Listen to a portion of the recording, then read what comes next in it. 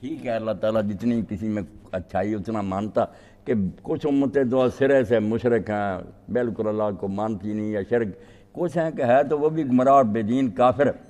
تو انہیں بھی ہر جگہ کہا، مگر اسلام کے قریب ہیں، اللہ ہے، کتابیں ہیں، قیامت ہے، بہت چیزیں مانتے ہیں۔ اور ذبح کرنے کا طریقہ بھی اس وقت ٹھیک تھا، پابندی تو وہی ہے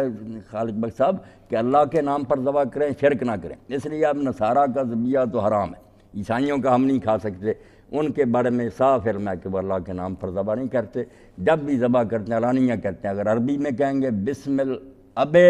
والابن والروح القدس، باپ، بیٹے اور روح القدس کے نام پر، اور اپنی زبان میں بھی کہیں گے پنجابی یہی، باپ، بیٹے تے روح پاک دے نام تے، تین خداواں دے نام تے ذبح کر دے، ما اہل بغیر، یہ بالکل حرام کر دے۔ یہود دا ٹھیک، یہود دا بھی درست ہے، یہودی اس بارے بہت پکے، خالص اللہ دے نام تے ذبح کر دے، پاویں وہ کسی زبان تے نہ لڑن، توحید،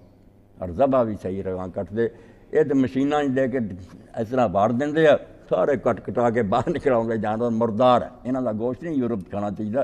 نہ یہ ہن کوئی نصارہ نہ انہاں دا ذبیحہ اسلام دے مطابق بھی ہے۔